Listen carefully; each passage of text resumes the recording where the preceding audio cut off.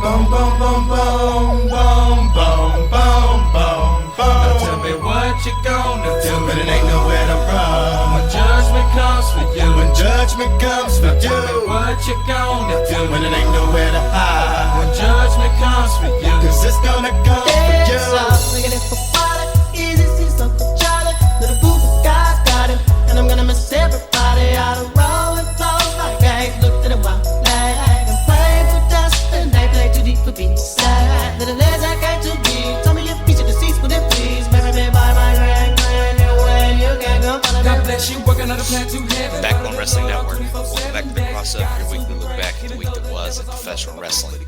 So this week I will be running through the results and happenings from Raw on November the 17th to SmackDown on November the 21st. You may notice that I'm not doing full gear as I'm actually going out of town this weekend, so I'm having to squeeze it in a little earlier than I usually do. So I will cover full gear and Survivor Series next week. So we'll get a kind of jam-packed episode. We'll bookend the show with start with the pay-per-view, end with the pay-per-view. So we will do that next week. So just covering TV this week. So we open Raw with a recap of John Cena's last appearance in Boston last week, where he won the Intercontinental Championship for the first time, became the Grand Slam champion. He comes out here tonight in Madison Square Garden for his final Raw. He gets a huge ovation. He says that while he appreciates the enthusiasm, it is the fans who deserve the thanks, not him. There's a special feeling here because this is the city that can make or break careers. This is the last time they can be together on this show. And obviously at this point, Dominic Mysterio comes out and interrupts. The fans are pissed to see him. They boo him pretty hard. Dom says no one wants to hear what Cena has to say. Last week, Cena was handed a title shot, just like he has been handed everything else in his career. He wants his rematch with Cena, and Cena is willing to oblige, but Mysterio wants it on his terms. The fans tell Dom to shut the fuck up, but to kind of editorialize it himself, Cena thinks they're saying Chaka Fun Cup, or a Choka Fun Cup.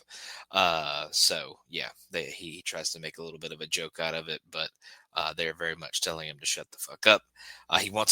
Dom wants his rematch at Survivor Series, and Cena says he is in. He says, as for tonight, Cena is going to have one more match, and he challenges Dom, which draws out Finn Balor and JD McDonough. Cena is ready to fight, and they kind of beat him down for a little bit, but Sheamus and Rey Mysterio then come out and make the save, and then Cena issues a 6-man tag challenge for after they come back from commercial break.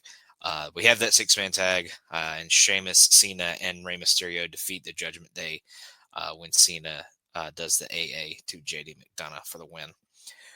We then look at Drew McIntyre joining the Visions War Games team on SmackDown. Adam Pearce and Nick Aldis are in the back to complain about Paul Heyman bringing McIntyre out of suspension on SmackDown. Heyman then comes in and says that everything he did was within the rules and regulations. If they think they're mad over his 4th pick, he has something even worse as the 5th pick. He shows them the name on a contract, and they both seem not too excited, even drawing Pierce to say this is going to be fun in a very sarcastic way. We go to, after they cut away from the segment, we go to during the break, the Judgment Day had actually gotten into a fight with Andrew Schultz. I think his name's Andrew Schultz. He's a comedian of some sort. And some of the New York Giants, including Cam Scatterbo, who is recovering from an injury. And a lot of Giants fans were pretty pissed that he kind of got a little bit physical here during this segment. So just a little bit controversial there, but Scatterbo's kind of a psychopath, so he's going to kind of do whatever he wants to do. We then look back at Nikki Bella turning on Stephanie Vaquer last week. Vaquer comes out to cut a promo, but Bella immediately jumps her on the stage. Nikki says she didn't come back to sit on the sidelines and play cheerleader for Stephanie. She's here to take the division and the title back where it deserves to be with her, obviously. We then kind of look at the build so far to the women's War Games match. We then cut to Bailey and Lyra Valkyria. They are in the back when the Kabuki Warriors come in. They want Bailey to be on their War Games team, which makes her laugh, and tell them absolutely not. Valkyria is proud of Bailey, saying no to the Kabuki Warriors, but Bailey actually kind of acts a little suspect and asks if Lyra got asked to be the fifth member as well, which kind of leaves them at kind of a standoff. We then get Solo Sikoa defeating a mystery opponent in the Last Time Is Now tournament. It ends up being Dolph Ziggler, so Solo Sikoa defeats Dolph Ziggler via pinfall following a Samoan spike. This obviously advances Solo to the next round. We then get video on Javon Evans, who is from NXT. He will be Gunther's opponent in the Last Time Is Now tournament tonight that we'll have a little bit later on in Raw. We then get Alexa Bliss. She says she hasn't been able to get in touch with Charlotte since Friday. After everything they've been through, Charlotte isn't even willing to talk to her, who's supposed to be her best friend. Everyone told her to stay away from Charlotte, but Bliss obviously didn't listen. She knows who Charlotte is inside, and now Charlotte might prove what she thinks she is as to be wrong. That's not what a best friend should do, but the Kabuki Warriors, Nia Jax, and Lash Legend come out to interrupt. They don't think much of Alexa, and they come to they start walking towards the ring like they're all going to jump Alexa in the ring. But Rhea Ripley and Io Sky run in to kind of even it up a little bit, but obviously the numbers are still in the heels' favor. The heels kind of take over until Charlotte comes out with a kendo stick to make the save, and everything seems cool between her and Alexa, even though Charlotte still seems kind of skeptical towards Rhea Ripley, of course. We then get a Women's Intercontinental Championship match, and we actually get a new champion when Maxine Dupree defeats Becky Lynch via pinfall with a high cross body after AJ Lee had returned and distracted Becky Lynch. Like I said, Maxine's your new Intercontinental Champion, so pretty big win there. Kind of shocking. Not a bad idea to get the belt off of Becky. And obviously she's going to go forward into a program with AJ. And they may even get added to a match that I may have just talked about. So, but yeah, Maxine's improved a lot lately. I still don't think she's great or anything like that, but she's definitely improved over the last few months. I think being in there with the vet like Becky has really helped her out. So, but she's your new Intercontinental Champion. We'll see where she kind of goes from here. I hope the Intercontinental Championship continues to be presented well, like it was with Becky. She did a lot for the championship, so hopefully that continues. We then get Gunther. He defeats Javon Evans via submission with a sleeper hold. This advances Gunther in the tournament, obviously. We then go back to Maxine Dupree. She's with AJ Lee, and AJ's so proud of her for a win, and so is Maxine, obviously. And then AJ says she's happy with someone standing up to a bully like Becky. And then the Alpha Academy comes in to celebrate with Maxine. AJ seems a little intimidated by Otis's intensity, but then Rhea Ripley comes in and asks if AJ has time to talk. And she says, "Of course I do." So they kind of walk away to have a conversation. We then get Paul Heyman and the Vision and Drew McIntyre and Logan Paul. He introduces all of them. He then talks about all of the teams that he has led into War Games over the years. CM Punk, the Usos, and Cody Rhodes then come in, and the brawl is on. So not much talking is happening here. Punk and Paul slug it out in the ring, with Punk eventually taking over, and he's kind of starts to set up the GTS. And then Brock Lesnar makes his return. He pretty quickly comes out and cleans house, dispatches of Cody and CM Punk. And then as he's standing alone in the ring, we also get a return of Roman Reigns. Roman Reigns and Brock Lesnar have a bit of a stare down. And Lesnar is sent outside with a Superman punch, but Bronson Reed jumps Roman Reigns from behind. He goes to do the tsunami, but it's broken up, and a bunch of cops eventually break the whole fight up. And Reigns actually ends up spearing Bronson Reed through this barricade to end the show. So that was kind of the last big spot before they faded to black. So Roman Reigns, Brock Lesnar, both being member number 5 of each team at War Games. So pretty hugely stacked team of hosses that Paul Heyman has on his side. So we have Braun Breaker, Bronson Reed, Logan Paul, Drew McIntyre, and Brock Lesnar. So a lot of meat in there. Obviously, Logan Paul is the kind of outlier. He's the high flyer of the group, but hell of an athlete himself. But a real beefy team there for sure. And not a bad team on the other side. We have Jey Uso, Jimmy Uso, Cody, Punk, and Roman Reigns. So I would tend to probably favor the heel team in this situation, but we'll see how it goes at Survivor Series. But Javon Evans versus Gunther was absolutely the best match of the show. A really strong show, top to bottom. Raw has been really great over the last 2 or 3 weeks, but that match definitely stood out above the rest for sure. We'll then move on to NXT. We get an opening video that focuses on the importance of gold and looks at this week's Gold Rush matches. We open with a AAA mixed tag team title match where Chelsea Green and Ethan Page retain, defeating Joe Hendry and Thea Hale when Chelsea Green hits the Unpretty Her on Thea Hale to get the victory. We then go to the Lola Vice and Jordan Grace.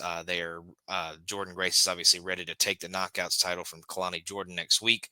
Kalani then comes in and says jealousy doesn't look good on Jordan Grace, and she'll be champion for a really, really long time. We then get Ava announcing that John Cena will pick the entrants for this year's Iron Survivor matches that will happen at NXT Deadline in December. We then go to Tavion Heights. He is in the crowd for an interview and talks about how much things have changed for him in 2025. Reality is that he's here in New York City and he wants to be in the Iron Survivor Challenge at Deadline. He says if John Cena picks him, he knows that's all the validation he needs. And obviously, having feuded with Josh Briggs lately, Josh Briggs comes out and they kind of brawl on the crowd until we cut away, obviously. We then go to Zarya and Sol Ruka. Zarya isn't sure if Sol should go through this match with Blake Monroe due to her injury and her bum knee.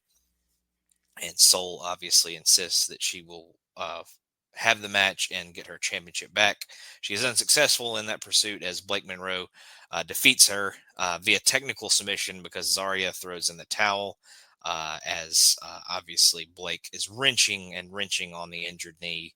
And Zarya, being what she thinks to be a good friend, doesn't want her to suffer anymore. We then go to Fatal Influence. They talk about all the gold that they could walk away with at Gold Rush. Obviously, JC Jane has an NXT Women's Championship match tonight. And then next week, Lainey Reed has an Evolve title match. And Fallon Henley is in the finals to crown the new Speed Women's Championship. So they could walk away with a lot of gold over the next couple of weeks. We then look at Obafemi returning next week to have a little bit of a stare down with Ricky Saints. Both of them come out to have a face-to-face. Saints isn't surprised that Femi has returned because he knows that Femi was getting worn down and then lost the title as a result. Ricky Saints was fighting against TNA and then retained in Last Man Standing against Trick Williams. Femi says he's back and wants to be more than just the best dressed. The sun is setting on the Revolution era, and Femi is the one casting the shadow. The title rematch is set up for Deadline, where they will have their match. But Trick Williams comes out to interrupt. He starts talking a little bit of trash towards Ricky Saints, but then Miles Bourne with a chair comes out and takes down Trick and says he's going to win the Iron Survivor Challenge and come for whoever the champion is at New Year's Evil. So pretty big deal with Miles Bourne kind of coming after Trick. He's been saying he's going to over the last few weeks, but we are getting Oba versus Ricky Saints once again. Obviously, Oba getting kind of his guaranteed rematch, being champion and having lost it. So, but we'll see who comes out of that as the champion, and we'll see who ends up winning and being in the Iron Survivor Challenge. We come back from break after that, and Ava yells at Miles Bourne and gives him a one-on-one match with Trick Williams next week. She then gets a phone call and seems pretty annoyed with whoever's on the other end. Josh Briggs and Tavion Heights are then shown still brawling, with Heights ends up being chokeslammed through a table. We then get a tag team title match where Dark State defeats Javon Evans and Leon Slater when they hit the Doomsday device on Slater after he and Evans had a little bit of a miscommunication and kind of run into each other. We then get Rince and Claire giving Kendall Gray, who is the Evolve Women's Champion, a pep talk before her title match next week with Laney Reed. We then get kind of a little bit of a piece on the LFG Season 2 winner on the men's side, Shiloh Hill. He talks about kind of being a computer nerd, and he played football at Stanford, so he got into Stanford, which obviously means he's really smart. He got interested in things on the dark web, and he's very interested in quantum mechanics as well. So he's very smart, but kind of plays a little bit of a creep. He's kind of playing like a little bit of a creepy vibe to it as well. And then he talks about in football how he really liked hitting people and really liked hurting people on the football field. So they're kind of playing him as a smart but kind of twisted, kind of psychopathic character. But I think we'll see more than one of these going forward. We then get video on Jackson Drake, who is our men's Evolve champion, who will be defending his Evolve championship against Sean Legacy next week. So both Evolve titles will be on the line next week. We then get Sol Ruka. She is pissed at Zarya for throwing in the towel, with Zarya saying it was force for Sol's own good. Sol then says she doesn't want to hear what Zarya has to say, and Zarya seems to obviously be conflicted. She thinks she did the right thing, but obviously in Sol's eyes, that wasn't necessarily the case. And then we get our main event where JC Jane wins back her NXT Women's Championship via pinfall following the Rolling Encore. But before that, the culling had turned on Tatum Paxley, and Izzy Dame kind of gave her a real big boot, and really booted her down pretty bad, and then kind of rolls her back in the ring for the Rolling Encore. And obviously JC is your new champion, two-time champion. And then obviously we get the culling at the end of the show, kind of staring over Paxley's prone body as she had been knocked out pretty well. But as far as best match for NXT, for me, I would go with Sol Ruka versus Blake Monroe. Thought it was a pretty solid NXT North American Women's Championship match. But again, a solid show top to bottom. I expect next week's show to be pretty solid as well, being another episode of the Gold Rush. But yeah, definitely check out Sol and Blake. I thought they really put on a good show there. We will go from there to Impact. We open with Bobby Lashley defeating Ricochet via pinfall following a spear. This wins him the right to enter the Casino Gauntlet for the new national title at number 1. We then go to the Ops. They are ready to wreck Hangman Page after what he did to Powerhouse Hobbs. Tonight, Hangman Page will get a beating at the hands of Katsuyori Shibata, so he's kind of having to run through the members of the Ops, obviously leading to him facing Samoa Joe at Full Gear in the cage match. We then go to Renee Paquette. She asks the Young Bucks if they're joining the Don Callis family. Callis obviously comes in and says that there's no gotcha journalism tonight, and that he will ask the Bucks that big question when they're ready. And he says he'll even do the Bucks entrance for them, but he needs an answer after the match that they're about to have.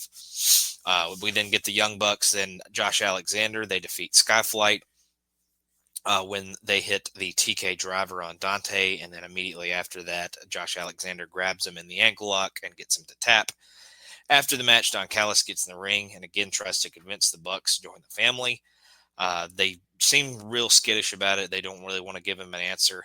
So he actually starts threatening them a little bit, saying if they don't join, it'll end up being badly for them. He says, or he even brings up what happened to Kenny Omega when Kenny Omega kind of spurned him. Kenny Omega after that then comes out with a lead pipe. He eventually gets dropped by Josh Alexander.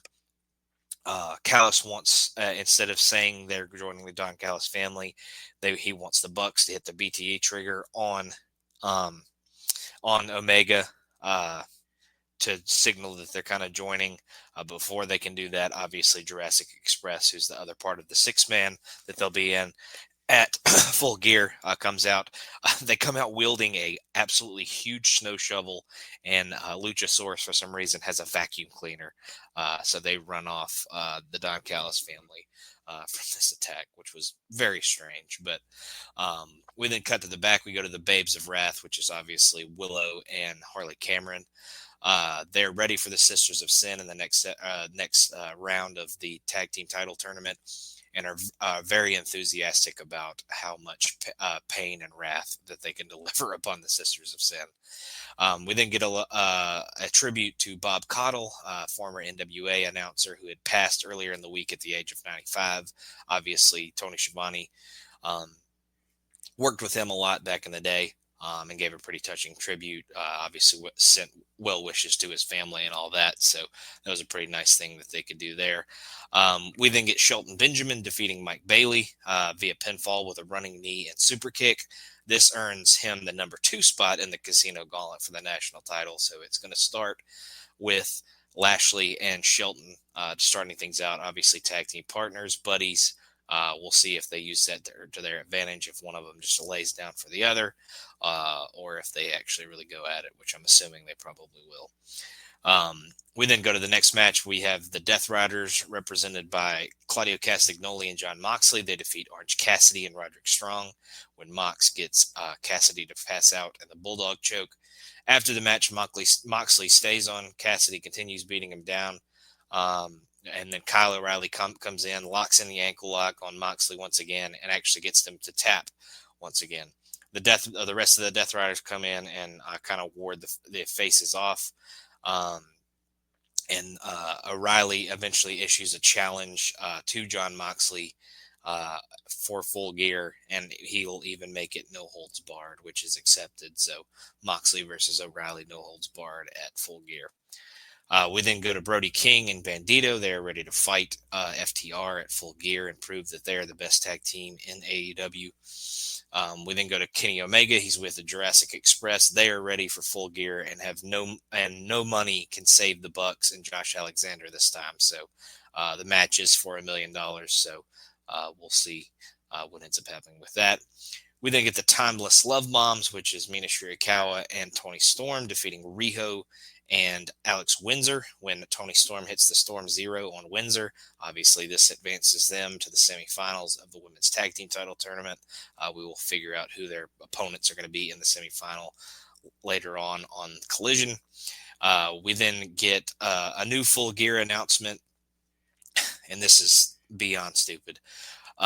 They are going to have a fatal 4-way tag team match for the semifinalists in the women's tag team tournament. And the team that wins gets to pick the stipulation for their semifinal match. So it'll be the Sisters of Sin, Harley and Willow, the Babes of Wrath, the Timeless Love Bombs, and whoever wins the other match on Collision. And they'll all face each other, and whoever wins gets to pick the stip for their next match in the tournament. So just a convoluted way to kind of get all of them on the card, but more power to them. We then get Mark Briscoe and Kyle Fletcher. They're both in backstage. Briscoe talks about how failure is not an option for him because it's no DQ, and he's going to make his family proud at Full Gear and win the TNT title. Don Callis family that comes in, with Fletcher promising to make Briscoe's sons orphans. So he's not only going to beat him, but he's going to kill him, apparently. Kazuchika Okada then comes in and shakes Kyle Fletcher's hand and says he's here to back up Fletcher. And he did this because Konosuke Takeshita could not, kind of just digging that in a little bit more, kind of pointing out that he's there and Takeshita's not. We then cut to Pac. He is ready for Darby Allin at Full Gear, but he wants it to be a straight-up wrestling match because with everything taken away, all the weapons and stuff that Darby Allin can bring out, Allin can't contend with him in a regular match. And then we get our main event for Dynamite, where Hangman Page defeats Shibata via pinfall with a buckshot lariat, and then kind of stares down Samoa Joe to end the show. As far as best match on this show, I would go with Shelton versus Speedball. I thought it was a really solid qualifying match for that number 2 spot in the Casino Gauntlet. Obviously, it's going to be interesting to see how him and Lashley handle being in there first, kind of by themselves. Obviously, it'd be a pretty cool thing to see them kind of square off for a little bit before whoever number 3 is comes in. We then cut to Collision. It was immediately after. Usually on pay-per-view weeks, they kind of do them back-to-back. So obviously they can't do it on Saturday because that's when the pay-per-view is. But we open with Hangman and Shibata still in the ring, or kind of following their match. Hangman glares down at Samoa Joe, like I said. It says that Joe is now alone, and that isn't going to go so well for him when they're in a cage. He says, remember what happened to the last guy he was in a cage with? And then we eventually see Paige kind of kicking Shibata while he's down and kicking him low a little bit. We then go to FTR. They kind of do their side of the promo and say they're ready to take the tag team titles from Brody King and Bandito at Full Gear because they once again want to be champions and once again want to be the best team in the world. We then get our other women's tag team title tournament match where Marina Shafir and Megan Bain defeat Tay J of Tay Mello and Anna Jay when Marina Shafir gets Anna Jay to tap to Mother's Milk. We then go and then after the match, Tony and Amina pop up on the screen and promise that they will win the Fatal 4-Way at Full Gear, and that means they will get to pick the stipulation for the match between them and Shafir and Bain in the semifinals. They say it could be a chicken coop match, apartment wrestling, or even a Taipei death match. So really listing out some strange match types there, but knowing Tony and Mina, it could be really anything if they end up being the victors. We then go to a video of Chris Statlander, just kind of showing where her head is at, obviously heading into her big match with Mercedes Moné.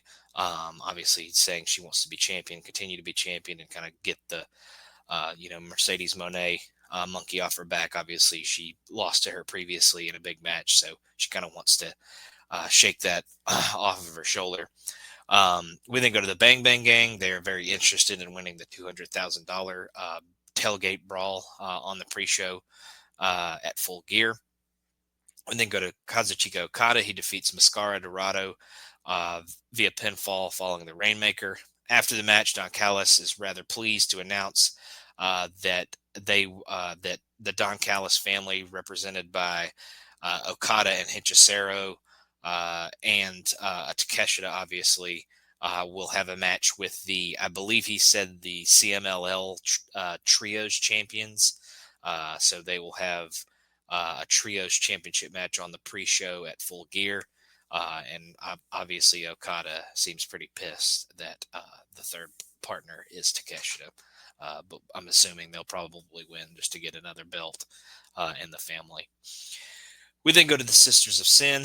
They are ready to get creative with a stipulation when they win the 4-Way at Full Gear. Obviously, they can pick something very, very hardcore, as they showed that they were at Blood and Guts.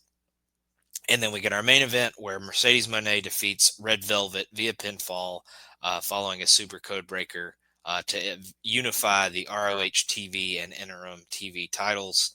Obviously, Red Velvet was the ROH TV was injured, so she comes back and they merge the titles here. So she is not, or Mercedes is no longer the interim champion, but the actual Ring of Honor Women's Television champion. And then after the match, Mercedes throws some of her championships at Chris Statlander, who was on commentary, gives her a Meteora off the announce table, grabs a statement maker, and makes Statlander kind of just immediately tap, and refs eventually break it up. Statlander then kind of just leaves and helps kind of Red Velvet to the back, and Monet kind of takes Statlander's championship and dances on the announce table to end the show, which I thought was a very questionable decision. Kind of makes Chris Statlander looked like a real loser, so she better win on Saturday is all I'll say. Because if that's going to happen and she's going to be made to look kind of weak like that, probably not very good booking for her. And I would be pretty pissed if it was me. Dorado and Okada was the best match. There was only 3 matches on Collision, so but usually when Dorado's on the card, he's a pretty solid watch. So definitely check that one out from Collision. We'll go from there to Impact. We open with a recap of last week's world title change, plus the highlights of Turning Point, both of which saw some NXT invasions from a new group that seems to be forming. We then go to Mike Santana. He sits in the ring on a steel chair, says he loves these fans. He fought to get to the top and shared that victory with his baby girl. Last week, he made it 1,000. He made it to 1,000 days clean and sober. Then the next day, it was all taken away. And for the first time of his journey, he was scared. Before Turning Point, he went to a safe space and went to a meeting. The people here give TNA their hard-earned money to see a show, and now Santana wants the world title that much more. He's coming for Frankie Kazarian, but first he is picking off all of the NXT guys that screwed him one by one, and consider this their warning. We then go to Frankie Kazarian in the back. He goes to see Santino and wants a formal apology for having nothing to do with the NXT invaders, as they obviously attacked him at Turning Point. We then have JDC coming in to mock Kazarian's outfit. And then he actually asked for a world title match because obviously he announced last week that he's going to retire soon. So he kind of wants to have a shot to be champion on his way out. And Santino actually obliges, but gives him a number 1 contenders match later on with Eric Young. So he has a shot to become the number 1 contender. We'll see if he actually succeeds.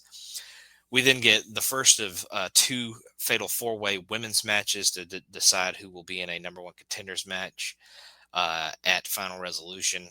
Or no, they get the title match at Final Resolution. I think the second match will be next week. But Dani Luna defeats Myla Grace, Rosemary, and Indy Hartwell when she uses a chain that was brought in by Rosemary to knock out Indy Hartwell and get the pin. Like I said, this gets her into a number 1 contenders match against the winner of the other 4-way later on. We then get Eric Young. He blames Santino Marella for all the problems in this company and tells him that the cleanse is coming, as he's been saying week after week. We then come back from commercial, and Santino Marella and Ariana Grace are in the back talking about the NXT invaders. The Hardys and Steve Macklin come in and says they want a piece of them and to break them, and obviously to beat their ass and break their bones and stuff like that. We then have another match where Mance Warner defeats Matt Cardona via pinfall when he hit the pay window on Cardona after Steph Delander had kind of distracted him from the outside. We then cut to the group of NXT invaders. It is Igwe, DuPont, Stax, Brooks Jensen, Charlie Dempsey, Robert Stone, and Lexus King. So I think I left out Igwe and DuPont when I talked about them last time, but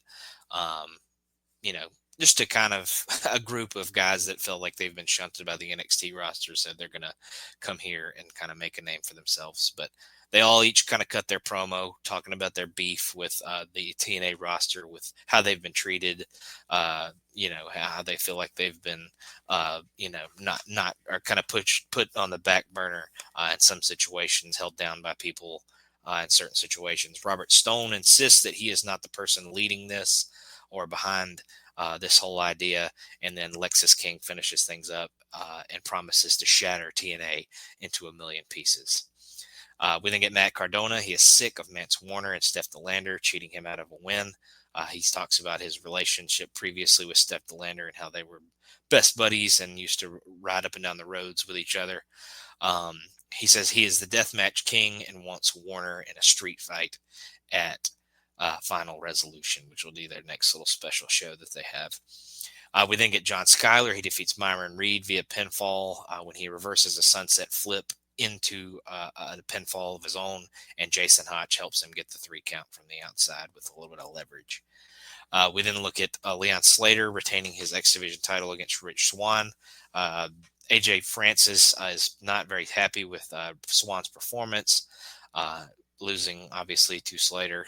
Slater then comes in with Francis calling the X Division title first class property, and then Slater challenges Francis to a match at a later date. We then get the continued search for Mr. Elegance to join the Elegance brand. Obviously, we have 3 candidates tonight, the first of which is quickly taken away. Some alone time with Ash, so we'll see where that kind of leads. The second is sent away for a terror choice in jacket color. We then get a third guy that practically begs for a chance, but is dubbed a loser by the other 2. And they say as a result, the search will continue. We then get our second 4-way women's match where Xia Brookside defeats Victoria Crawford, Jody Threat, and Killer Kelly when she hits the Brooksy bomb on Killer Kelly. She will eventually face Danny Luna in a number 1 contenders match. We then meet a new possible knockout named Jada Stone. She trained with Al Snow in OVW and at the New Japan Dojo. She wasn't ready when she got her first tryout with TNA, but now she got a second opportunity and a contract. She talks about being a big fan of Bayley when she was younger, and it meant a lot to get to meet her eventually. And Stone is ready to prove herself in the Knockouts division. We then go to Santino Marella. He runs down the final resolution card thus far. We're going to have Mike Santana versus Charlie Dempsey.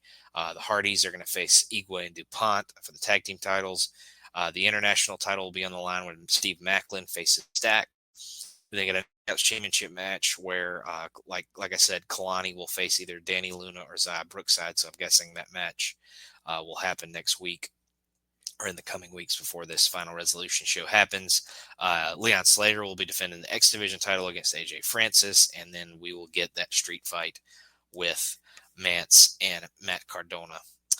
And then we get our main event for Impact, where JDC defeats Eric Young via pinfall after hitting the Down and Dirty. And obviously, like I said earlier, winning this match gets him a world championship shot against Frankie Kazarian. They don't necessarily say it's going to be a final resolution, but I assume it'll either be next week or at final resolution. So we'll see. We'll see whether he ends up getting that title shot. But that was the best match of the show. I don't feel like either of the women's matches particularly lasted long enough to, get too high of a score or anything like that. But nothing was bad on this show whatsoever. The two 4-ways were fine. Cardona and Mance was fine. Obviously, it was kind of part 1 to a story, so it didn't quite tell everything it could have. But pretty solid show as far as impacts are concerned. But I would go with JDC and EY for the best match on that show. And we will close with SmackDown for this week. We open with Paul Heyman. He's in the ring with his War Games team minus Drew McIntyre and Brock Lesnar. Heyman says he has a vision for War Games and he'll share the wisdom with us. He said the 5 of your heroes will be locked inside a double cage where Braun Breaker will take a bite out of every one of their asses, and they will be tsunamied multiple times by Bronson Reed. Heyman says that they will need a strategy, and Heyman kept on ranting before introducing Logan Paul, which got a bevy of boos. Logan tells Denver to shut their mouths because he has a lot to say. He quickly gets interrupted by the Usos. Jay tells Logan that nobody wants to hear what he has to say. Jay reminds Heyman that they dropped Heyman's crew on Raw. Heyman said, "You made a mistake pissing off Logan Paul." Heyman said that he created the bloodline so that they could eat without Roman Reigns. Heyman said he taught them that the numbers game always wins.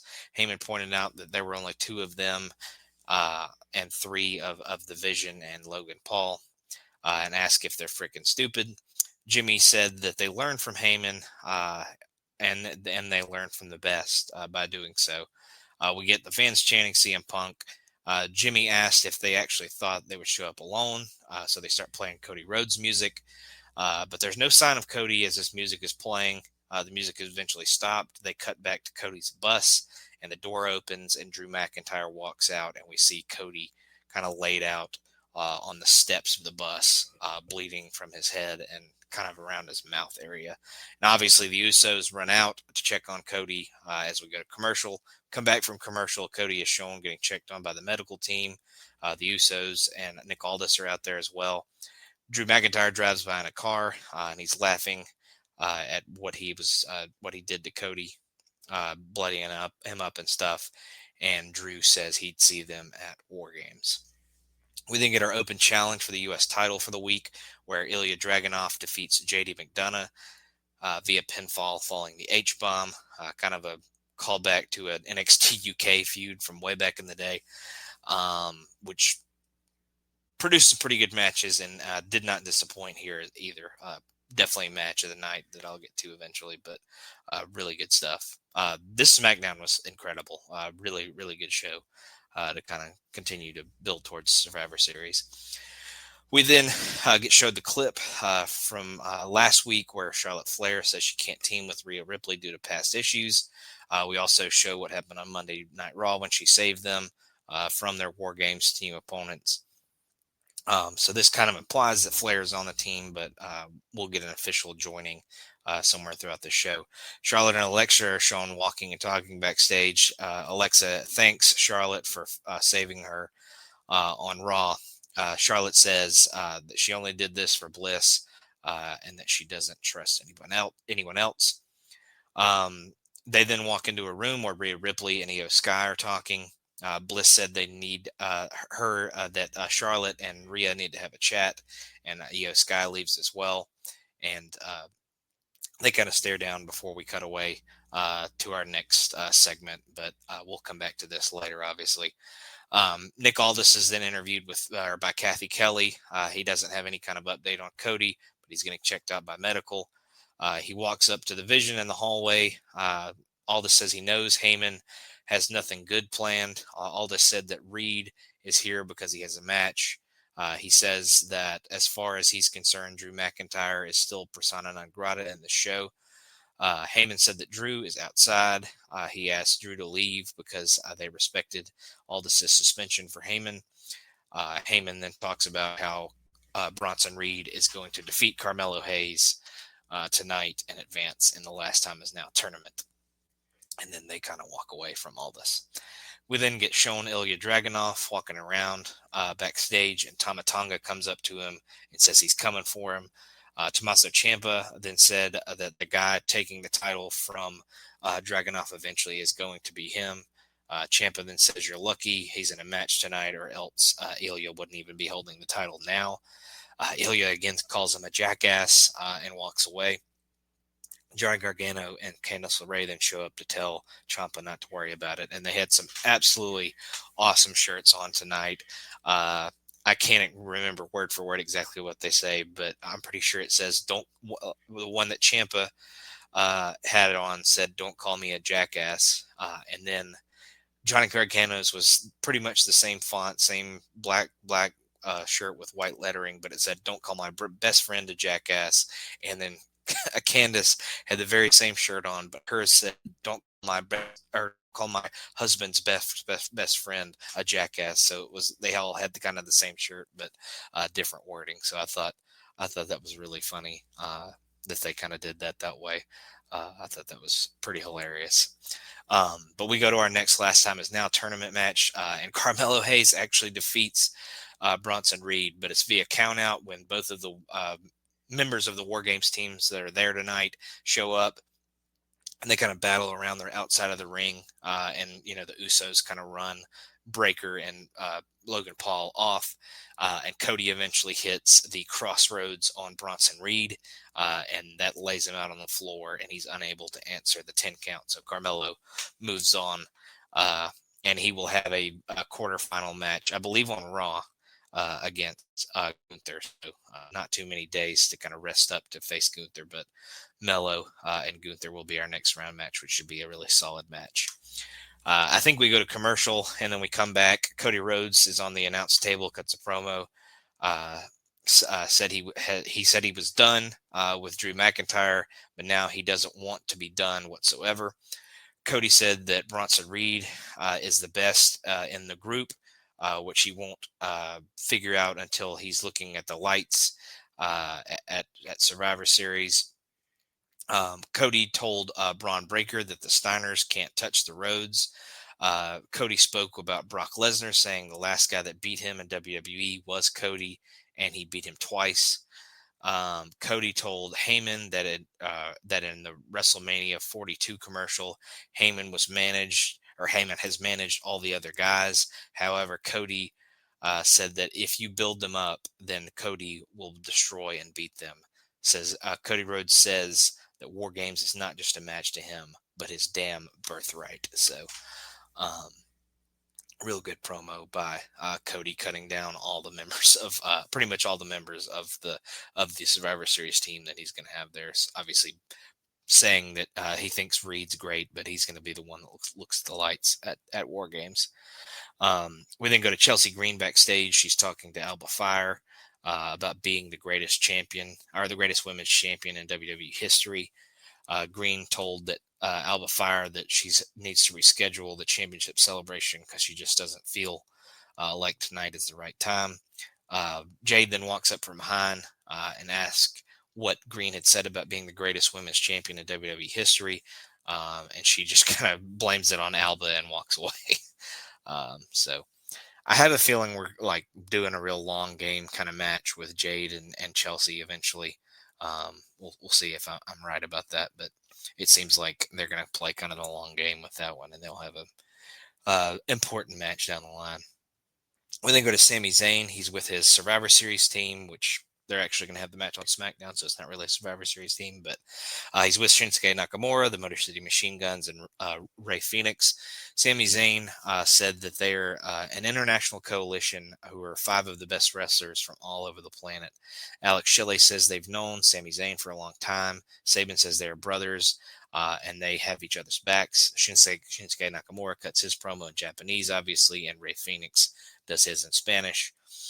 Sami Zayn then says next week it's a 5-on-5 Survivor Series elimination match, and the MFTs are going down. So it's obviously all the Tongans and just all the members of the MFTs going up against this kind of international team with Zayn, Nakamura, Motor City Machine Guns, and Rey Fenix.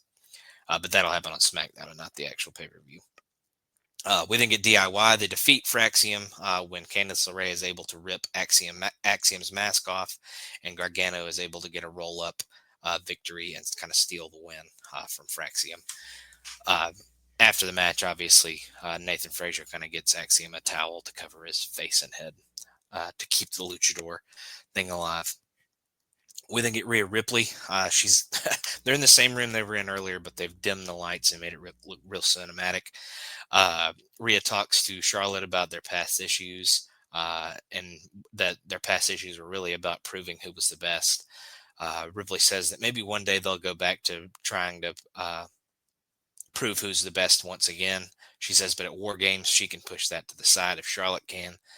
Ripley says that she always respected Charlotte. Rhea then says she would love to stand side by side with Charlotte Flair. She's somebody that she's always kind of thought would be a great teammate in this kind of situation. Charlotte then stands up and says, yes, you can stand side by side with me. Rhea obviously says this is a great news and that you can trust her, and then they shake hands. We then go to a little talking segment with John Cena. It's an interview with Tom Rinaldi. They've been kind of airing little bits of it over the last few weeks. He tells the story about being on the back of the bus at the European tour, doing the rapping stuff, and Stephanie McMahon obviously overheard it and told him to do that on television. And obviously that was kind of the thing that saved his career, as he was kind of floundering right after he debuted. We then go to Penta. He defeats Finn Balor via pinfall with the Mexican Destroyer. This advances him to a quarterfinal match with Solo Sikoa in the Last Time Is Now tournament. They actually show us the full brackets as well. Jey Uso versus Rusev will be another quarterfinal match. LA Knight will be facing a mystery opponent because Sheamus is actually out with an injured shoulder. They took him out of the tournament, so someone will be replacing him. So LA Knight will face another mystery opponent. We'll see who that is. I believe that's on SmackDown next week, if I remember correctly. So we'll see who that is. And then we get Penta versus Solo, like I said just a minute ago, and then Gunther versus Carmelo. Um, uh, that one's on Raw. I'm not sure which other one's on Raw, but I assume it's probably Jay versus Rusev. But we'll see. We'll talk about that next week, obviously. But we then go to Solo Sikoa. He's backstage with the MFTs in his little smoky room around the table, like they always are. Solo said that Penta's time is up and Solo's time is now. Solo obviously talks about Sami Zayn as well, thinking that his team, he thinks it's crazy that he thinks Sami's team can beat the MFTs in the Survivor Series match next week. Solo then runs down every member of the team, talking shit about him. He says when the smoke clears, when it's just him and Sami, Solo will put him away for good. And then we get our last segment. We have the babyface women's team for War Games with Charlotte Flair, Alexa Bliss, Io Sky, and Rhea Ripley coming out. They go to the ring for a promo. Rhea said that at MSG, the Kabuki Warriors, Nia and Lash didn't realize that they were as prepared as they are. Rhea says that if she's going to war with someone, she has to go to war with the right people. Rhea put over Io for being her friend and being very skilled and dangerous. Rhea says Sky would be the first one swinging if something goes down. Rhea then puts over Charlotte and Alexa as two of the most decorated women in the division. Rhea then says that she knows she can trust them and her teammates can trust her. Rhea then says in War Games you need 5 though. So she then introduces their 5th member, and that is going to be AJ Lee. As AJ kind of starts to come out and make her entrance, the foursome of Nia Jax, Lash Legend, Asuka, and Kairi all jump Rhea, Io, Charlotte, and Lexa from behind in the ring. AJ kind of doesn't realize it at first, but then she starts to realize that they're getting attacked, so she runs down to the ring, and then out of nowhere, Becky Lynch comes and kind of pounces her and runs over on the floor. The 4 heels then completely dominate in the ring. Rhea tries to fight back, but Becky holds Rhea's foot to get her to kind of be splashed against the turnbuckles. And then Nia hits the Annihilator on Ripley. Becky then gets into the ring with the other 4, and Becky shakes hands with Asuka and eventually officially joins the team. So we have our 5 men. We have our 10 men. We have our 10 women for the match at Survivor Series next weekend. So pretty stacked teams on both sides and both matches. Really, I like I said, I kind of favor the men's kind of heel team just because the face team has Jimmy Uso on it. So that's a little bit of a bad spot on that side, but. In the women's match, it really could be anybody. I mean, you have more of the experience on the face team, I would say, especially with AJ Lee. She's been around for a long time. I mean, she just came back, but obviously she was in the business for a while. You got Flair, you got Rhea, you got Alexa, you got Io. So you got a lot of experience on that side. You have obviously the newbie and Lash Legend on the other side. But both teams are dangerous for sure. I would probably favor the women or the face women's team in this one. But I think both will be absolutely great matches. I'm actually really excited to see what Lash Legend kind of does in this War Games match. Obviously it's her first time. And it's kind of her first big stage that she's come up to the main roster. She's really impressed me over the last year or so in NXT and on the few opportunities she's had to be on the main roster and women's tag team title matches and stuff as well. So I'll be looking to see how she does in that match for sure. But as far as best match on SmackDown, Dragunov versus McDonough, you could have put on a ton of other matches there, and those are 2 of my favorite guys, honestly. They're both super underrated. People love Dragunov, I know, but I still think he's underrated at the same time. And JD absolutely is one of the best in the world. So anytime you put those two names next to each other, it's probably going to be my favorite match of the night, despite commercial breaks and all that kind of stuff. They're just really, really awesome at what they do. So, of course, I'm sorry for not being able to cover Full Gear on this week's episode. I would have liked to, but vacations and just Thanksgiving time obviously prevented me from doing that. But I tried to get an episode in anyway. Cover the week's TV at least. So, like I said, next week will be kind of a supersized episode. We'll do Full Gear and Survivor Series. So, thank you for joining me as always, and we will see you next week with